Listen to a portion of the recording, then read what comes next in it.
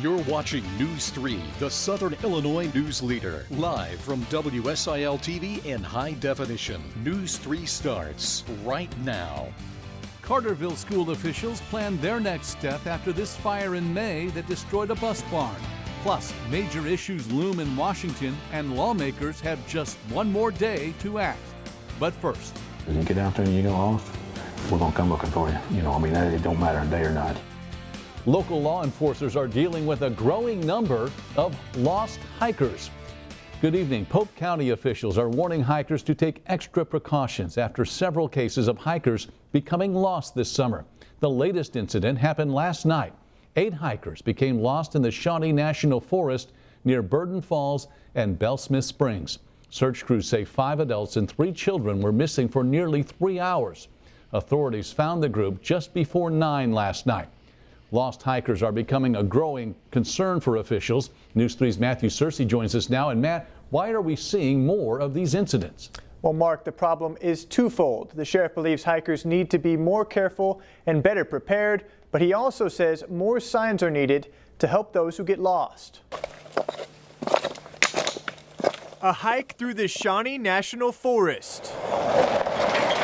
It's a summer hobby for many, but law enforcement officials say it's becoming more of a risk. When you get down in those woods, I don't think you're going to see much signage. Pope County Sheriff Jerry Suit says there have been nearly a dozen reports of lost hikers this summer, a growing problem for the region. We probably have this story maybe yearly, but as we talked a while ago, I think it's got worse this year. Suit says many of the cases are coming from the Bellsmith Springs and Burden Falls area, trails that he believes require more maps and signs to help cut down on the number of lost hikers. When you get to talking to people after they get lost, first thing they say is, I didn't see a sign, So, that's been communicated to Forest Service. Area hikers agree. But if we wouldn't have stopped at the Welcome Center, we would have had no maps out here at all to work off of, so that would have been a problem. After hiking Bellsmith Springs with his wife, Kevin Myers says many of the trail signs were hidden and difficult to see, and more maps are needed, especially at the beginning of the hike. They have a stand set up, but there's really no maps of the trails. So we spent a little time walking around looking for trail signs. Suit says he will continue to be in contact with the National Forest Service to see what can be done. I really think that the people that go out there, they need to know where they're going. They need to be prepared. A spokesperson for the Shawnee National Forest says the department is aware of the issue and is looking into what can be done about improving the trails. Forest officials have also taken steps to improve response times and communication between park rangers and local sheriff's offices when missing hikers are reported. Mark? Thank you, Matt. And if you're planning to hit the trails, there are a few tips to keep in mind. Experts advise heading out early to avoid nightfall. Carry a compass and a cell phone. They also suggest staying in a group if possible and never venture too far off the beaten path.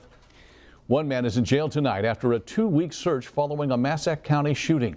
Yesterday, authorities arrested 21-year-old O'Shea Everett in Lone Oak, Kentucky. He's accused of shooting another man earlier this month in downtown Metropolis. That victim suffered non-life-threatening injuries. Authorities set Everett's bond at $100,000. One man is dead, another seriously injured after a workplace shooting in Chicago. Police say the shooter took his own life after shooting his boss in the head and chest. The gunman worked at a tech company and was recently demoted. No one else was injured. Now to a couple of News 3 follow-ups. Last week we told you about an Illinois veteran who was walking the state to raise awareness for veterans issues. Bill Troe made it to downtown Decatur Wednesday afternoon, but decided to stop his walk temporarily. He says he's developed shin splints, making it hard to walk. Troe is heading home to Arlington Heights to let his leg heal. Once he is able to start walking again, he plans to walk the remaining 205 miles.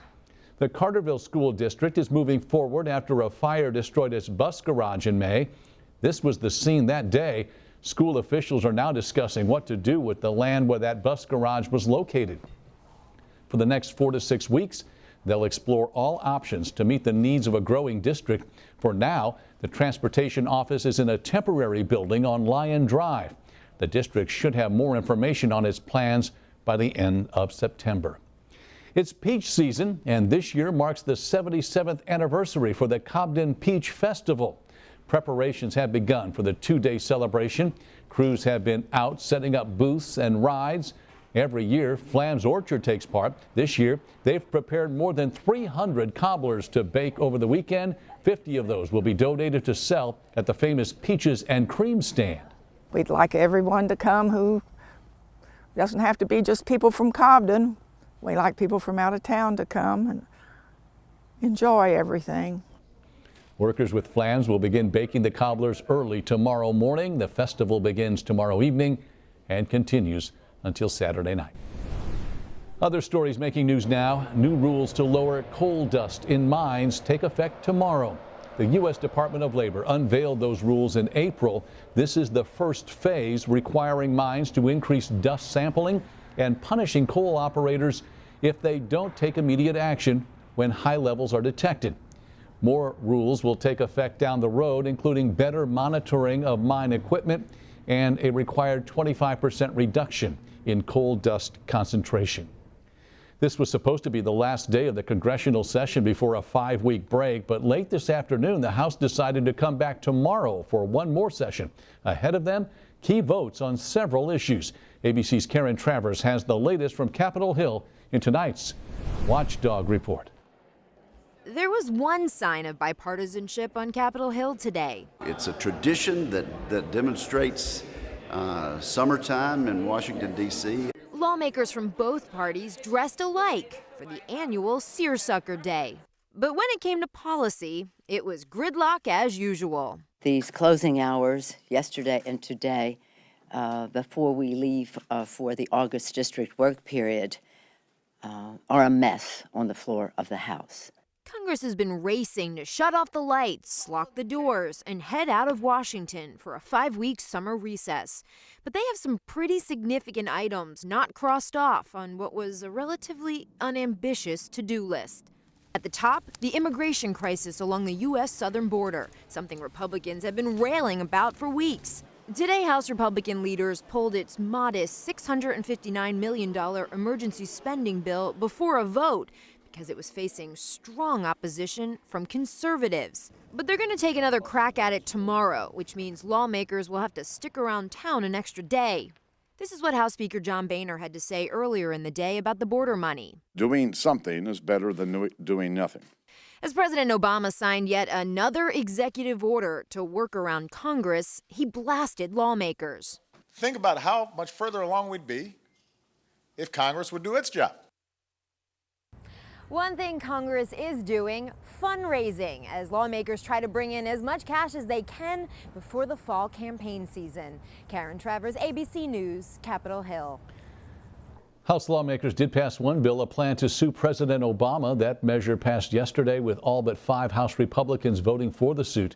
At issue are executive orders used by the president with the Affordable Care Act. Leading Democrats, including the president, say Republicans should have focused on passing other bills. A federal judge will decide if the House has the standing to sue the president. In the violence-plagued Mideast, Israel and Hamas say they will put down their weapons for 3 days. The unconditional ceasefire starts tomorrow. Earlier in the day, Israel called up another 16,000 reservists to join the ranks of the country's military. Officials say those soldiers will provide relief for troops currently fighting in Gaza, although an expanded military operation is not out of the question. Israel's prime minister says most of the secret Hamas tunnels along the Gaza Strip are now destroyed.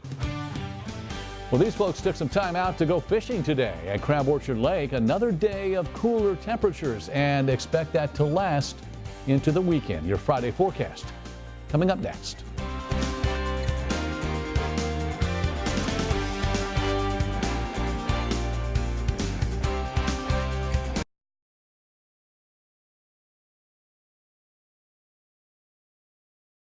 Putting accuracy first. This is News 3 weather. Quite a bit of cloud cover around throughout the day, and temperatures again well below normal to wrap up the month of July. Now, over the last 20-30 minutes or so, we've actually seen a few isolated showers start to pop up locally here on radar. Live look in Harrisburg, though, looking to the south. If you look closely, you can see a little bit of a rain shaft starting to show up there.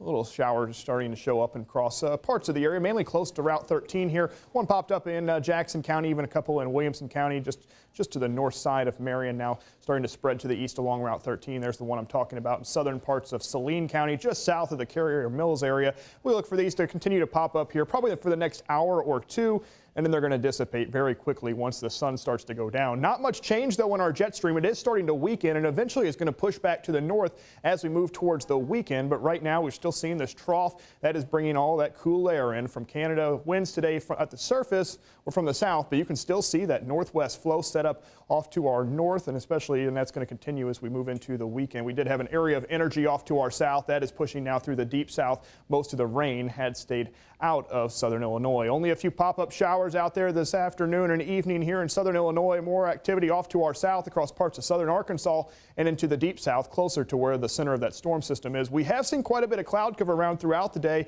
and that's going to continue throughout the overnight hours. Actually, the center of this storm system showing up across parts of southern Oklahoma, even into eastern Texas. So as it tracks to the south, it's going to bring quite a bit of cloud cover up with it. Temperatures, though, remained well below normal, really across the middle of the country. Currently 83 in Chicago, 84 degrees in St. Louis. The cloud cover and the rain really keeping areas in the deep south very cool for this time of year. Locally, 84 degrees currently in Mount Vernon, 82 degrees in Marion. A little bit more cloud cover and a little bit more rain across parts of southeast Missouri. That's why Cape Girardeau's at 77. Poplar Bluff is currently at 75 degrees. Our almanac for the day, 58 to 83 degrees. So our temperature is well below normal once again. The low temperature about 10 degrees cooler than normal, and our high temperature about 6 or 7 degrees cooler than normal. So as we move throughout the overnight hours, you can see the clouds really across parts of southeast Missouri, western Kentucky. But once again tomorrow afternoon, much like what we're seeing right now on radar, look for a few pop-up showers and storms possible. I think activity is really going to be really limited. Not everybody's going to see rain tomorrow. And as the sun starts to set, we'll lose that energy and we'll see those quickly dissipate. For temperatures tomorrow, starting off in the low to mid 60s, so a little bit warmer than what we've seen the last couple of mornings. High temperatures in the afternoon, much like what we saw today, 15 low to mid 80s for those high temperatures. So a lot of cloud cover throughout the overnight hours. Winds will go calm. Temperatures dropping back into the low 60s tomorrow. A lot of clouds even around in the morning. Chance for that isolated shower or storm in the afternoon. High temperature expected in the low 80s. Really the same story in here for Saturday. It's kind of starting to sound like a broken record. We see those isolated showers or storms Friday, Saturday. We start to get a little bit more drier air in here for Sunday into Monday. Temperatures slowly starting to creep back up closer to normal. We were talking about it earlier, though. Our data here at the station goes back to 1989, and this is the coolest July we've had in that data set. It has been very cool. It has been a cool month. All right. Thank you, Nick. Although temperatures aren't scorching, it's important to remember that the inside of a car can be. Another unfortunate case is proving just that. Police say a 3-year-old in Southern California died after he climbed into a car and became trapped. The boy's father found him after waking from a nap. It's not clear how long the child was in the car. So far this year, 19 children have died from hot car deaths. Last year, that number was more than double. 44 children died in hot cars. Consumer news now, and it's not good news from Wall Street. The Dow Jones closed down a whopping 317 points. That wipes away any gain for the month of July, only the second losing month this year. The Nasdaq dropped 93 points. The S&P finished down 39. Weak corporate earnings and the possible end of the Federal Reserve's economic stimulus drove stocks down. Another bank is getting the hammer for handing out bad mortgages. A federal judge ordered Bank of America to pay more than $1 billion. The bad lending actually happened under the company Countrywide that was acquired by B of A. A spokesperson for Bank of America says they'll consider an appeal. Citigroup and J.P. Morgan have also been penalized in the last year for risky mortgages. Those bad mortgages have left their mark in many areas. This map shows the percentage of delinquent mortgages in metropolitan areas as of September 2013. Blue is a low percentage. Orange and red are much higher. St. Louis, as you can see, has a small percentage. In Chicago, nearly 1 in 10 mortgages haven't been paid on time. Other areas of high delinquency, parts of the Northeast and Florida, where up to 1 in 4 mortgages are at least 90 days past due. Coming up, a new report highlights the dangers of pain medications, what you can do to keep yourself and others safe. And the death toll continues to climb in the world's worst outbreak of Ebola. The latest next on News 3. You're watching News 3 at 5 o'clock with Mark Kiesling, Chief Meteorologist Jim Razor, and Darren Kennard with sports. The CDC says it could be 3 to 6 months before the outbreak of Ebola in West Africa is under control, and that's a best-case scenario. U.S. volunteers there to help fight the illness are now leaving, and the CDC is sending in an expert team to help combat the growing outbreak. ABC's Marcy Gonzalez has the latest. The largest Ebola outbreak in history now getting worse. More than 1,000 cases reported in Guinea, Liberia, and Sierra Leone. More than 700 people killed. The Centers for Disease Control and Prevention now advising against all non-essential travel to the region, while announcing they're sending an additional 50 disease control experts to the impacted area. We know how to stop Ebola. It takes meticulous work. You have to find the cases, respond to them, and prevent them. Some of those CDC specialists will help screen passengers at international airports before they can board flights leaving affected countries. Part of the challenging effort to stop the deadly virus from spreading to other parts of the world, including the U.S. I would not be surprised if we see isolated cases arrive here, because you can have no symptoms for 3 weeks after you've been infected, but those cases would not spread it around the country. We have good hospitals and good infection control. But Ebola is impacting Americans abroad. This man planning a trip to visit his children in Minnesota died after contracting the virus in Liberia. That's where 2 American missionary healthcare workers treating Ebola patients were also infected. Dr. Kent Brantley and Nancy Ripal's conditions there have now reportedly gotten worse. He's fighting for his life. And now the Peace Corps is pulling its 340 volunteers out of the region. As the CDC estimates, it could take 6 months to get this outbreak under control. The World Health Organization also announced a new plan today that includes putting $100 million towards stopping the spread of Ebola. Marcy Gonzalez, ABC News, New York. In other health news, a new law is on the books in Illinois to help teachers respond to students with strong allergic reactions. Governor Quinn signed the bill yesterday. The law allows trained personnel to give epinephrine injections to students or others in the school building. Before, only nurses were allowed to administer the shot. The new law takes effect tomorrow. An estimated 46 people die each day in the U.S. from overdosing on painkillers. But there are ways to prevent such deaths. Pain pills are a crucial treatment for some, but they can also be dangerous. How dangerous? 17,000 deaths each year, a 4-fold jump since 1999. According to an editorial in today's issue of Consumer Reports, the risks of overdose come attached to everything from prescription opioids to over-the-counter acetaminophen, Tylenol.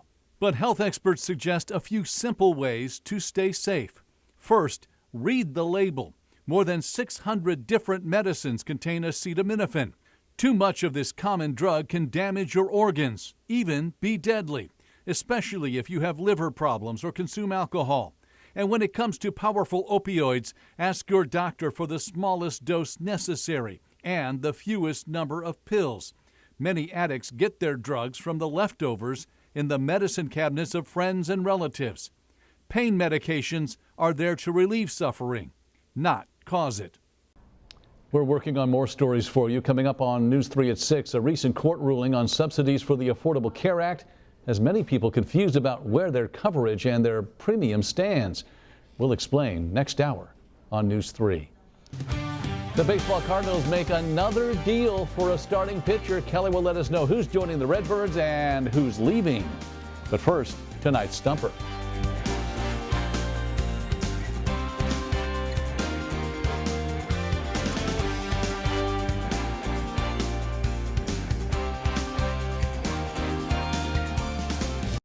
This is News 3 Sports in HD. As expected, there was a whole lot of wheeling and dealing today around Major League Baseball as the non-waiver trade deadline expired. The Cardinals made more moves to strengthen their rotation, trading pitcher Joe Kelly and outfielder Alan Craig to the Red Sox for Boston starter John Lackey. Red Sox also sending a minor league left-hander and cash considerations over in that deal. Cubs, meanwhile, were also active. Gone are pitcher James Russell and Emilio Bonifacio to the Braves. In exchange, they will get Victor Caratini, a switch-hitting catching prospect. There were many deadline deals today, none bigger than the Rays sending coveted pitcher David Price to the Tigers in a three-way trade. And a whole lot of day baseball. Cubs take 3 of 4 from the Rockies with the 3-1 win. Cards trying to salvage their series with the Padres, and they currently lead things out in San Diego 6-2 in the 9th. And White Sox took their finale with the Tigers 7-4.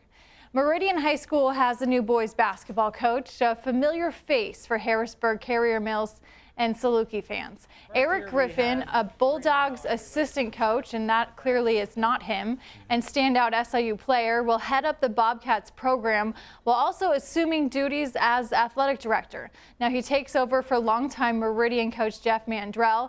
Griffin was briefly an assistant for the Bobcats in the 90s and told me today he is, quote, honored to take over a program with the tradition Meridian has. The team has been very successful for years, and our goal is to build on what has been accomplished, unquote. He went on to say he's particularly excited to reconnect with former players and the community.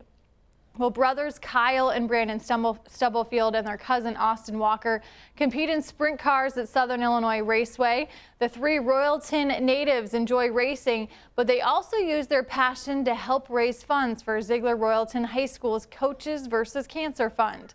The 3 received pledges for laps led, points, and wins. Now they also sell T-shirts. The 3 Tornado racers hope to raise more than $1,000 this season. First year we had $300 we raised from laps and stuff like that, and we doubled that last year, so we're hoping to double that again and get at least $1,200 if not more, and we're already almost to our mark. And Caleb Martin will have more on their story tonight coming up at 10 o'clock.